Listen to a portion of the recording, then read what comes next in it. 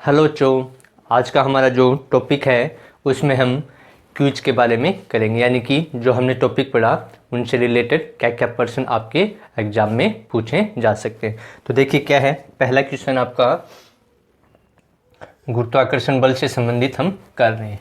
तो यहाँ पर है पहला क्वेश्चन, गुरुत्वाकर्षण बल की प्रकृति होती है।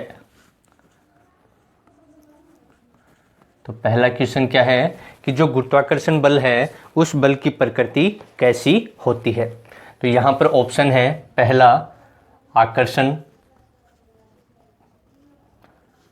सेकंड आपका प्रतिकर्षण,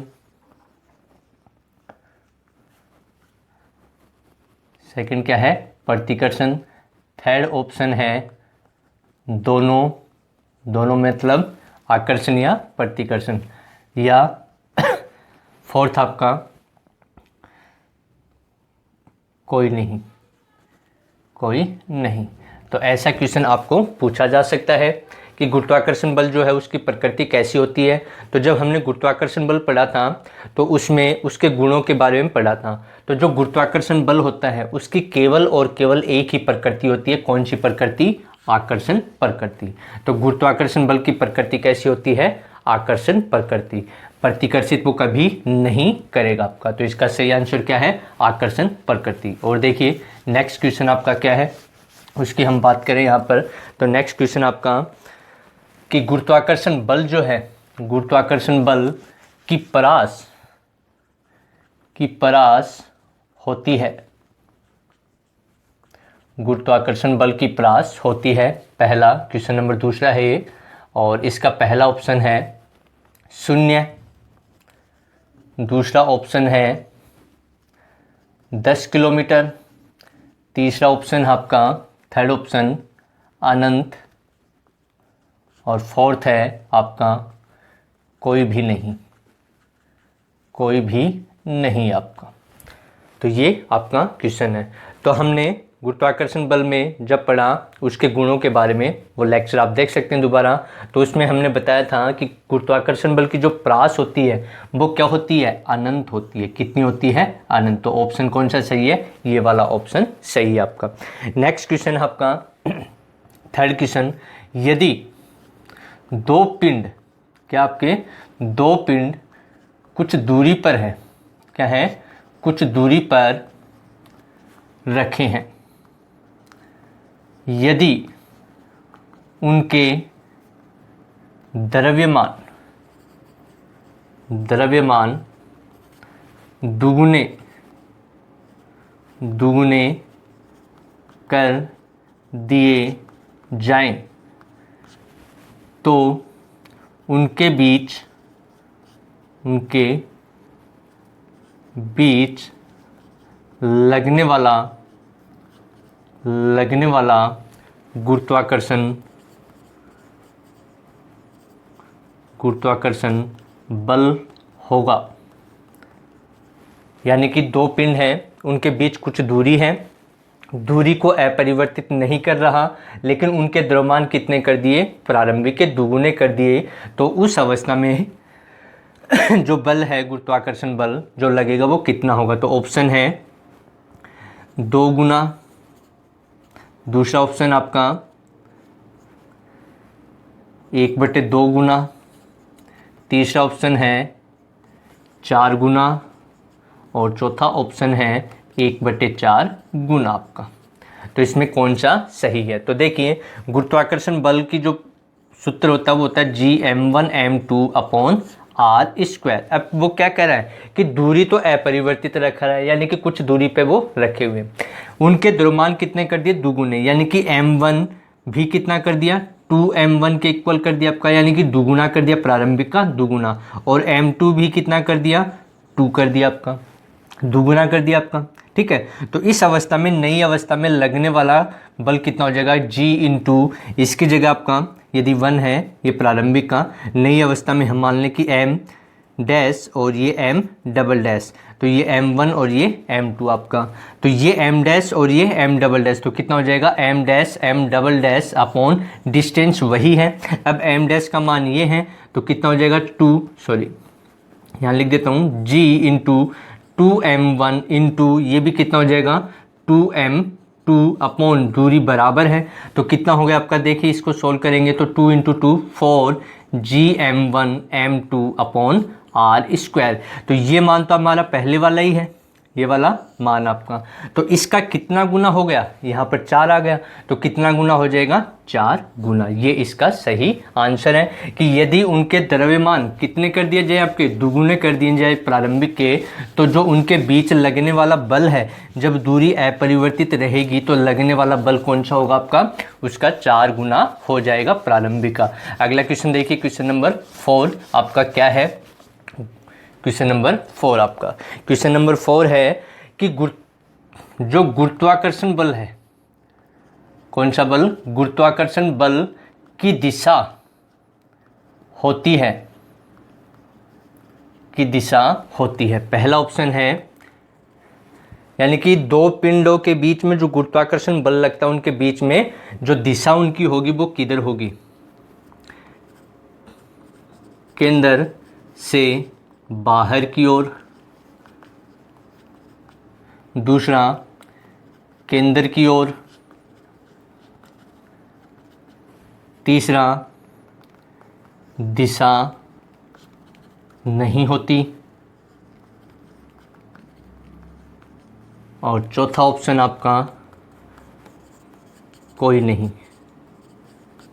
आपका। तो अब हमें बताना है कि जो आपका गुरुत्वाकर्षण बल दो पिंडों के बीच में लगता है तो उनके बीच में जो बल लगेगा उसकी दिशा किधर होती है। तो देखिए हमने जब पढ़ा तो ये एक द्रव्यमान m1 का पिंड, ये m2 का पिंड, तो ये इसका केंद्र और ये इसका केंद्र, तो जो बल लगता है उसकी जो दिशा होती है वो इस प्रकार से होती है, यानी कि दोनों पिंडों के केंद्र की ओर, किधर होती है, केंद्र की ओर आपका। तो ऑप्शन क्या होगा, केंद्र की ओर होगी आपकी। तो ये आपका क्वेश्चन था। अगला क्वेश्चन देखिए, क्वेश्चन नंबर 5 क्या आपका पूछा गया है, क्वेश्चन नंबर 5।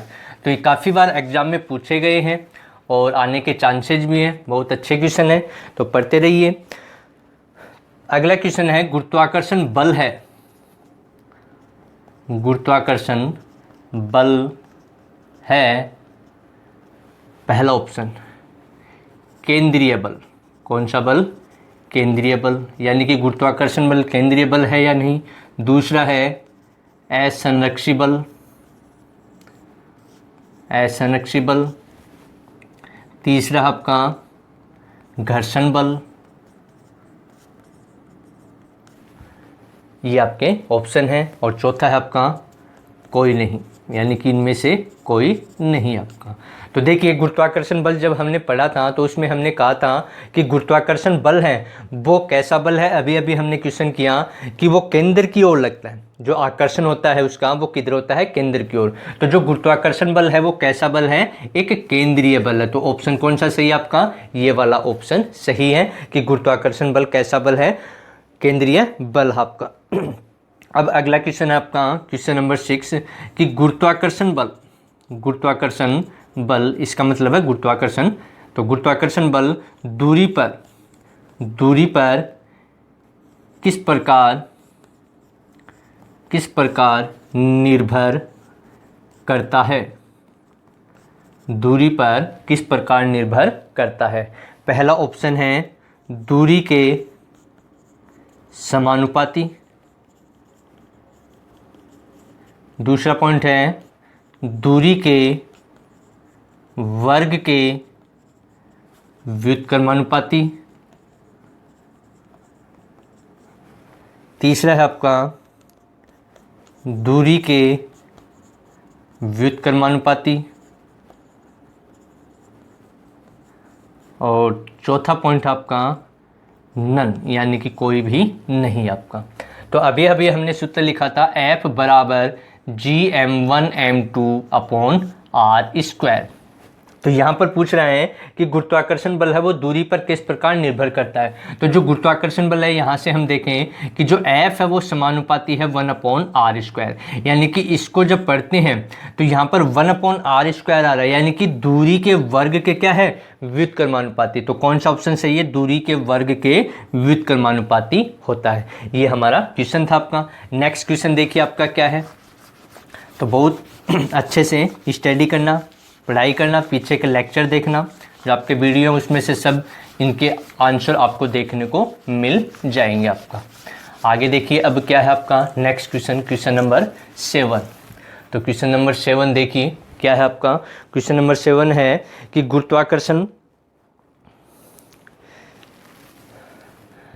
G का मान होता है। क्वेश्चन नंबर है कि जो G है, कैपिटल G, इसका मान कितना होता है। पहला ऑप्शन है 6.67 into 10 to the power 11 newton metre square per KG square.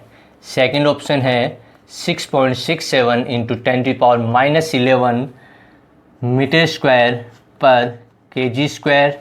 तीसरा ऑप्शन है 6.67 into 10 to the power-11 newton metre square per KG square. और चौथा ऑप्शन है आपके पास 6.67 into 10 to the power-10 newton metre square per KG square आपका। अब हमें देखिए ये सभी वैल्यू 6.67 सेम है आपकी, सभी वैल्यू क्या है, सेम है। तो यहाँ पर आपका कंफ्यूज होने की पॉसिबिलिटी रहती है, तो ऐसा नहीं करना है, ध्यान से इसको पढ़ना है। तो हमें पता है जो G होता है, सार्वत्रिक गुरुत्वाकर्षण नियतांक G, इसका मान कितना होता है 6 अब देखिए इसमें दो वैल्यू सेम आ रही हैं आपकी, क्या आ रही हैं, सेम आ रही हैं। तो इसमें भी कंफ्यूज हो जाते हैं, तो कंफ्यूज नहीं होना है। कितनी होती है 6.67 इंटू 10 to the power-11, यानी कि होगी तो इन दोनों में से ही एक आपकी 6.67 इंटू 10 to the power-11। लेकिन यहाँ और यहाँ अंतर किस में है, मात्रक में आपका। तो इसका जो मात्रक होता है वो मात्रक होता है newton metre square per KG square आपका।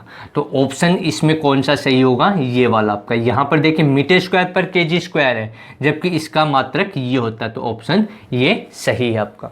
ठीक है, अगला क्वेश्चन है क्वेश्चन नंबर 8। जी क्या है, जी क्या है। ठीक है, पहला ऑप्शन समानुपाती नियतांक, समानुपाती नियतांक या स्थिरांक भी इसको बोलते हैं। सेकंड पॉइंट आपका गुरुत्वाकर्षण, गुरुत्वाकर्षण नियतांक, या इसको ऐसा लिख दे हम यहाँ पर सार्वत्रिक, सार्वत्रिक गुरुत्वाकर्षण नियतांक। तीसरा पॉइंट आपका दोनों कौन से, समानुपाती स्थिरांक, और ये आपका चौथा पॉइंट आपका कोई नहीं, ये आपका। ठीक है, तो ये ध्यान रखना, ऐसा आपका क्वेश्चन पूछ लिया जाए कि जी क्या है। जी है, हमें पता है फॉर्मूला क्या होता है, F समानुपाती m1 m2/r²। तो यहाँ पर इस चिन्ह को हटाते हैं तो एक नियतांक आता है, उस नियतांक को हम क्या बोलते हैं, समानुपाती नियतांक। तो यहाँ पर हटाएंगे तो क्या आएगा, नियतांक कौन सा, समानुपाती। तो ये तो ऑप्शन है ही आपका, यानी कि समानुपाती स्थिरांक तो है ही जी। और दूसरा हमें पता है इसका नाम क्या, सार्वत्रिक गुरुत्वाकर्षण नियतांक, ये भी है। तो दोनों ही हैं, तो दोनों हैं, तो कौन सा आंसर सही है आपका, दोनों वाला आपका, ये ऑप्शन सही है। यानी कि जी जो है वो समानुपाती स्थिरांक भी है और सार्वत्रिक गुरुत्वाकर्षण नियतांक भी होता है। तो इसलिए जो ऑप्शन होगा वो क्या होगा, दोनों होगा। तो इसमें गलती क्या कर देते हैं कि यहाँ पर टिक करके आ जाते हैं, जबकि ये भी इसमें सही है, इसलिए ये दोनों ही सही हैं। तो ऑप्शन ये वाला सही होगा, करेक्ट होगा आपका। अगला क्वेश्चन देखिए क्या है।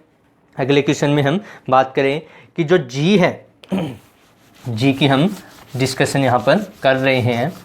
तो अभी हमने जो पढ़ा उसी से रिलेटेड क्वेश्चन अब मैं पूछने वाला हूँ कि जो जी है, क्या है, जी, जी का क्वेश्चन नंबर 8 या 9 है, देख लेना, मात्रक होता है, जी का मात्रक होता है। पहला ऑप्शन है newton metre square per KG, second option newton metre square per KG square, तीसरा option newton metre per KG square and fourth option Newton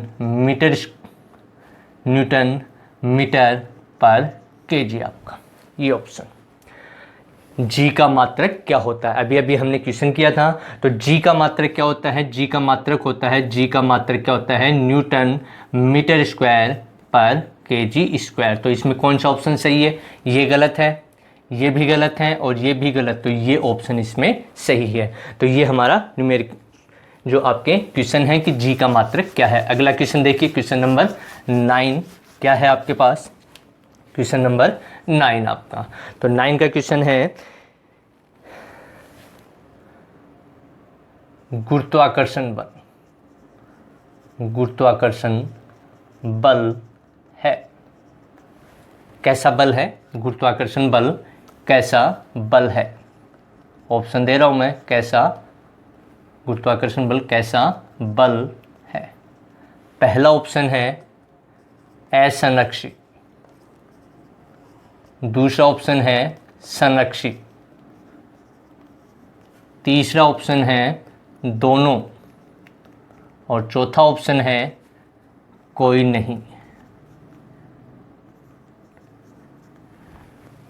तो गुरुत्वाकर्षण बल कैसा बल होता है, तो हमें पता होना चाहिए, पहले भी इसमें एक क्वेश्चन आया था आपका अभी आपका। तो यहाँ पर जो गुरुत्वाकर्षण बल है वो कैसा बल होता है, संरक्षी बल होता है। कैसा बल है, गुरुत्वाकर्षण बल एक संरक्षी बल है। तो कौन सा आंसर सही है, ये वाला आपका, कि गुरुत्वाकर्षण बल कैसा बल है, एक संरक्षी बल आपका। कैसा बल, संरक्षी बल आपका। अगला क्वेश्चन देखिए आपका, अब इसी में बना रहा हूँ जो आपका क्वेश्चन नंबर 10 है, उसमें हम क्या क्वेश्चन बनाने वाले हैं। देखिए, संरक्षी बल, अभी हमने बात की कि संरक्षी बल निर्भर करता है, संरक्षी बल निर्भर करता है, पहला पॉइंट पथ पर, दूसरा पॉइंट प्रारंभिक व अंतिम स्थिति पर, तीसरा पॉइंट दोनों, चौथा पॉइंट आपका नॉन, कोई नहीं आपका। ठीक है, तो देखिए जो संरक्षी बल होता है वो हम किसी भी पथ से जाते हैं, कैसा भी हमारे पास पथ हो, यानी कि ये ए पॉइंट है और ये बी पॉइंट है, हम अलग अलग रास्ते से जाते हैं, तो जो संरक्षी बल है वो इस पथ के ऊपर निर्भर नहीं करेगा, वो हमेशा किसके ऊपर, प्रारंभिक स्थिति और अंतिम स्थिति के ऊपर निर्भर करता है। ये हमने पहले पढ़ा था आपका। तो यहाँ पर जो आपका संरक्षी बल है वो किसके ऊपर निर्भर करेगा, आपका पथ के ऊपर निर्भर नहीं करेगा, तो किसके ऊपर, प्रारंभिक और अंतिम स्थिति के ऊपर निर्भर करता है। तो ये ऑप्शन आपका सही होगा कि प्रारंभिक और अंतिम स्थिति के ऊपर निर्भर करता है। अगला क्वेश्चन देखिए आपका, नेक्स्ट क्वेश्चन आपका क्या है, उसके बारे में हम यहाँ पर डिस्कशन करें। क्या है आपका कि प्रकृति का, किसका, प्रकृति का मूल बल है, मूल बल है। पहला है आपका घर्षण बल, कौन सा, घर्षण बल। दूसरा आपका गुरुत्वाकर्षण बल। तीसरा आपका असंरक्षी बल और चौथा है सभी। तो इसमें पूछा गया है कि प्रकृति का मूल बल कौन सा है। तो हमें पता है कि प्रकृति के 4 बल होते हैं। मूल बल कितने प्रकार के होते हैं, 4 बल। कौन कौन सा आपका, गुरुत्वाकर्षण बल, नाभिकीय बल, विद्युत चुंबकीय बल और दुर्बल बल आपका। तो यानी कि यहाँ पर घर्षण बल भी आपका क्या नहीं है, मूल बल नहीं है, असंरक्षी बल भी नहीं है, और ये होगा ही नहीं आपका। तो कौन सा बच गया आपका? गुरुत्वाकर्षण बल है वो कैसा बल है? एक आपका मूल बल है। तो ये था हमारा आज का क्विज का टॉपिक। अब हम नेक्स्ट वीडियो में और क्वेश्चन, ऐसे ही क्वेश्चन करेंगे जो हमने टॉपिक पढ़े हैं उन सभी से रिलेटेड हम यहाँ पर प्रॉब्लम सॉल्व करेंगे। तब तक पढ़ते रहिए। यदि आपको वीडियो अच्छा लगे तो लाइक कीजिए, शेयर कीजिए। Thank you.